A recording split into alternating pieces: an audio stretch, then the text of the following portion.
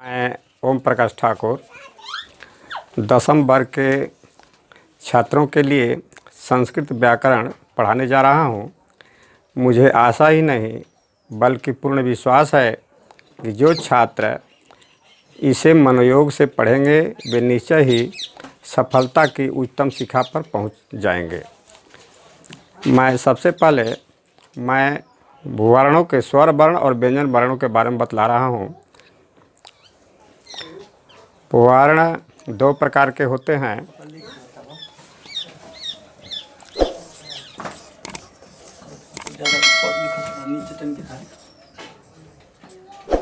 थोड़ा सा नीचे नहीं तो कैमरा को ऊपर कर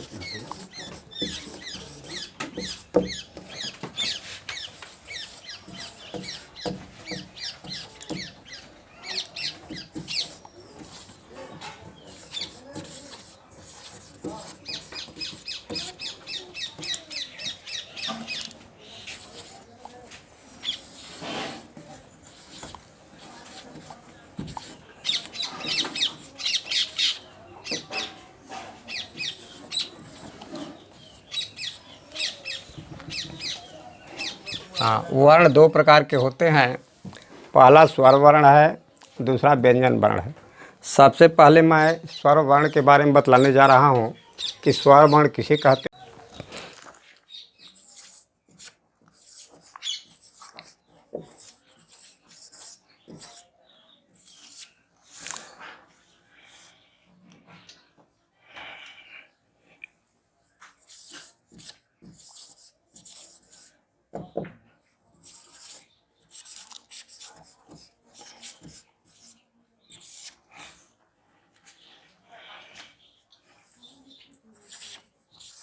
बोलिए ना, वो बताइए।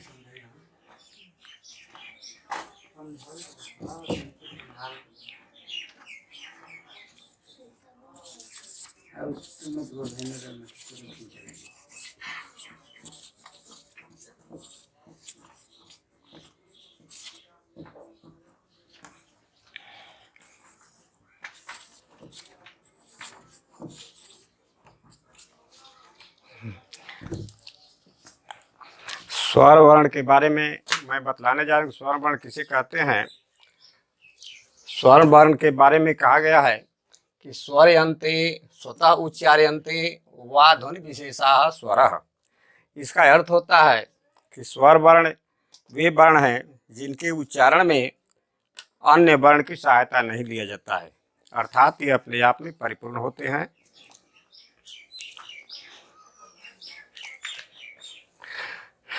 स्वर वर्ण के तीन भेद होते हैं।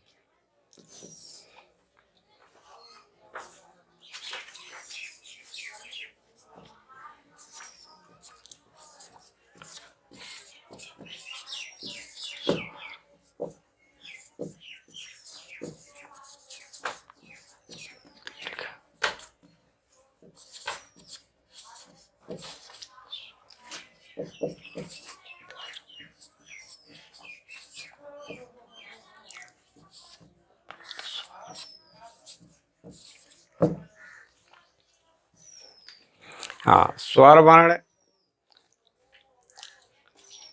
तीन वर्गों में विभाजित किया जाता है। पहला है ह्रस्व स्वर, दूसरा है दीर्घ स्वर, तीसरा है प्लुत स्वर। तो सबसे पहले मैं स्वर वर्ण के ह्रस्व स्वर के बारे में बतलाने जा रहा हूँ।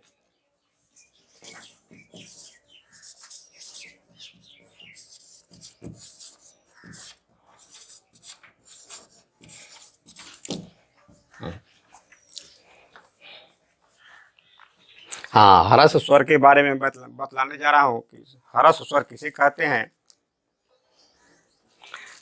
जिस स्वर वर्ण के उच्चारण में एक मात्रा का समय लगता है उसे ह्रस्व स्वर कहते हैं।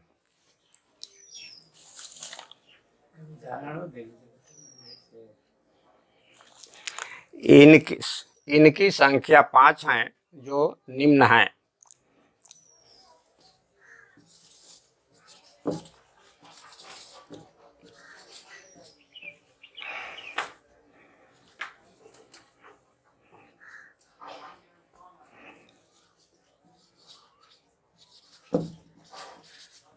लिरी।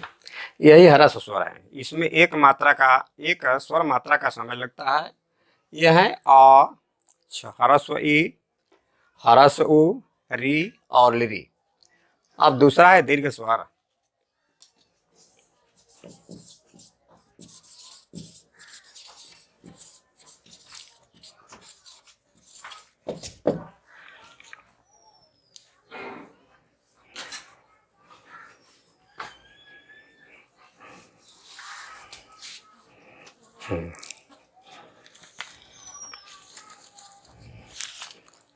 अब दीर्घ स्वर किसे कहते हैं इसके बारे में मैं बतलाने जा रहा हूँ।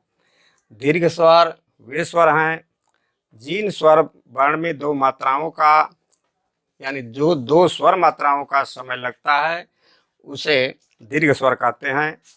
दीर्घ स्वर की संख्या 8 है, जो निम्नलिखित हैं।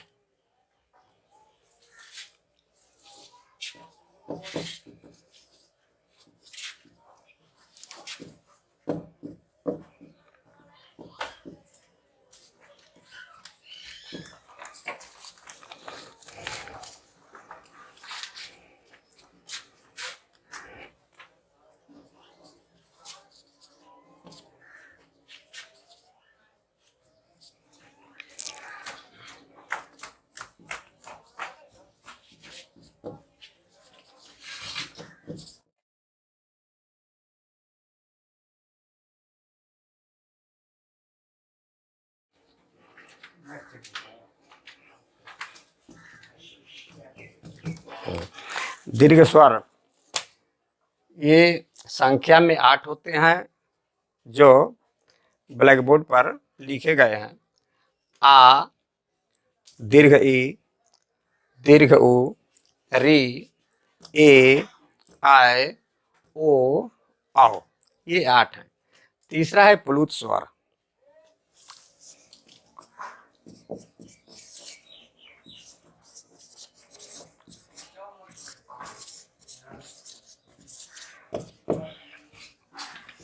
अब प्लुत स्वर किसे कहते हैं?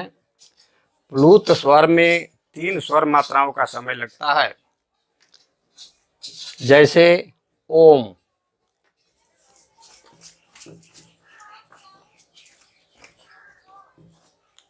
इसमें 3 मात्रा का समय लगता है। तो ये वर्ण जो है 2 प्रकार के, स्वर्ण वर्ण और दूसरा है व्यंजन वर्ण। अब व्यंजन वर्ण किसे कहते हैं?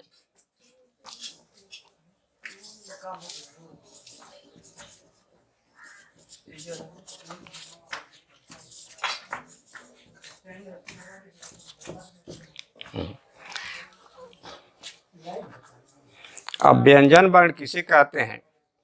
व्यंजन वर्ण वे वर्ण हैं जिनके उच्चारण में स्वर वर्ण की सहायता लिया जाता है, यानी स्वर वर्ण के बिना व्यंजन वर्ण का निर्माण नहीं होता है।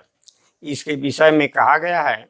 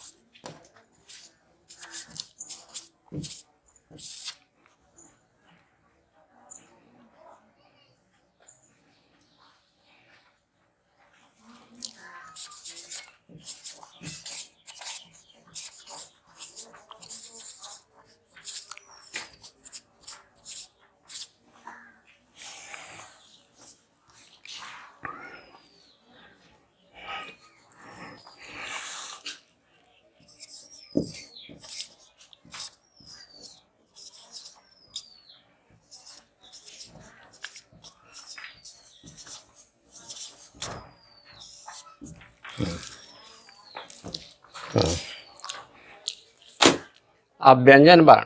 अब व्यंजन वर्ण किसे कहते हैं? तो व्यज्यते वर्णांतर संयोगेन द्योत्यते ध्वनि विशेषो येन तद व्यंजनम। इसका अर्थ होता है कि व्यंजन वर्ण वे वर्ण हैं जो स्वर वर्ण के मेल से ही बनते हैं, यानी स्वर वर्ण के बिना व्यंजन वर्ण का निर्माण नहीं हो सकता है। अब व्यंजन वर्ण। व्यंजन वर्ण किसे कहते हैं?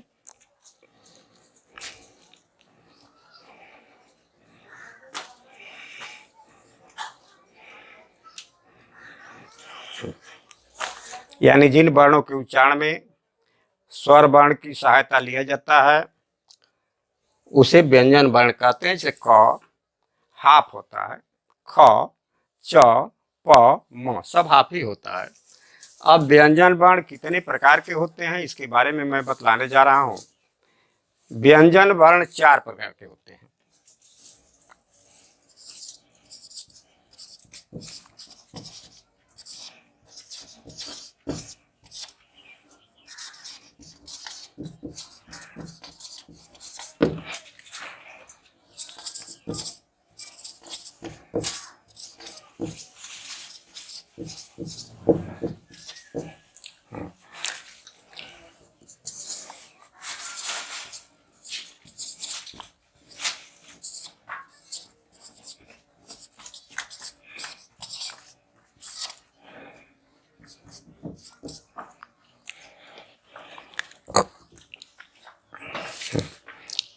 व्यंजन वर्ण 4 प्रकार के होते हैं। पहला है स्पर्श व्यंजन। स्पर्श व्यंजन का अर्थ होता है कि जिस व्यंजन वर्ण के उच्चारण में दांत, जीभ, तालु, होठ, मूर्धा एक दूसरे को टच करते हैं या स्पर्श करते हैं, इसे कहते हैं स्पर्श व्यंजन। स्पर्श व्यंजन की संख्या 25 है। 25 है। और जैसे स्पर्श व्यंजन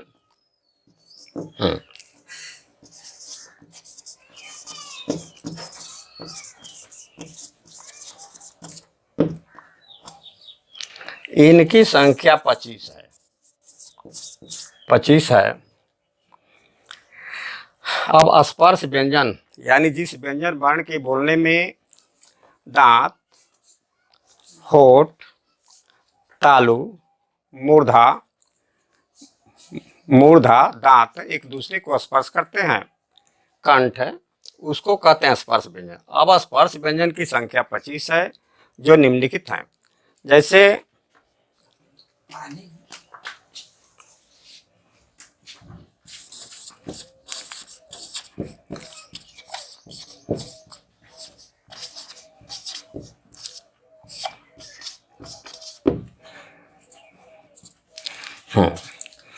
कवर्ग से पवर तक ये स्पर्श व्यंजन कहलाते हैं। कवर का मतलब होता है, लिखे पढ़ हो,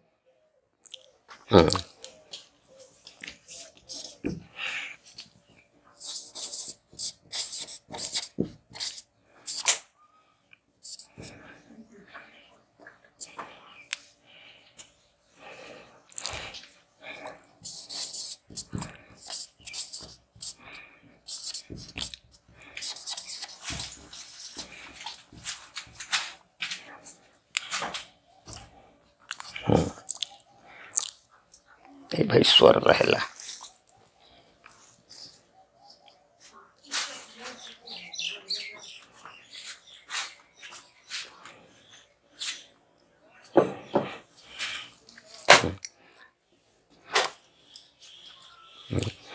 अब स्वर ये स्पर्श व्यंजन यानी पहला है कवर्ग।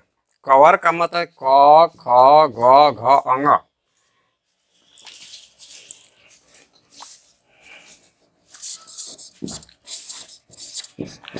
चवर्ग च, छ, ज, झ, ञ।